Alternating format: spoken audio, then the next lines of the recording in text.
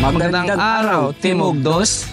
Ako nga pala si Engineer Hanin Haji Naif, ang material engineer ng proyektong ito.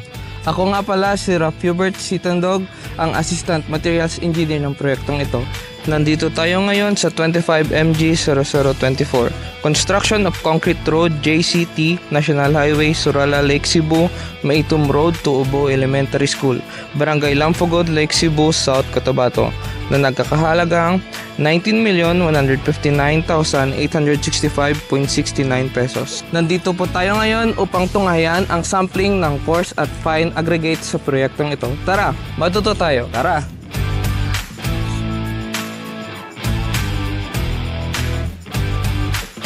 Nandito tayo ngayon kung saan nakatambak ang ating coarse at fine aggregates.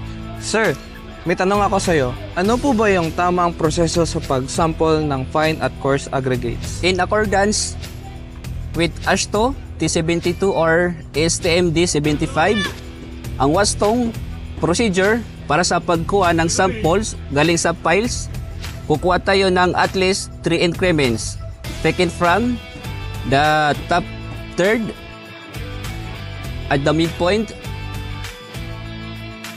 and at the bottom third.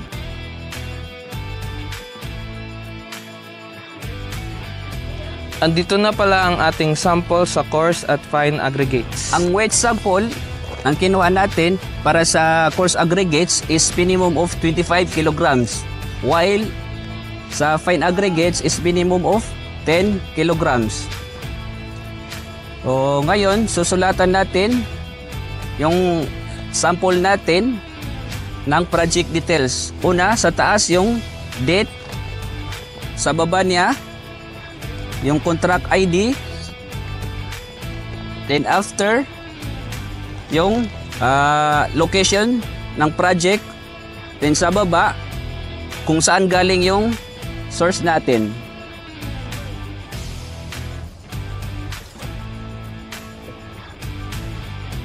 Siya nga pala sir, bakit po ba mahalaga ang pagkuha ng fine at coarse aggregate samples?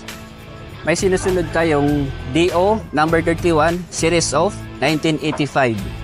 Bilang material engineer, responsibilidad natin ang pagkuha ng samples sa coarse at fine aggregates upang mapalaboratory test natin para malaman ang nature at condition ng aggregates at para matiyak din natin kung papasa siya sa required specifications. At dito nagtatapos ang ating quality assurance activity. Sa muli, ako nga pala si Engineer Hanin Haji Naif.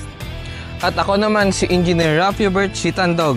At kami ay nagsasabing tamang daan patungo sa daang tagumpay. Kalidad na serbisyo ang patunay. Mabuhay Timog Dos!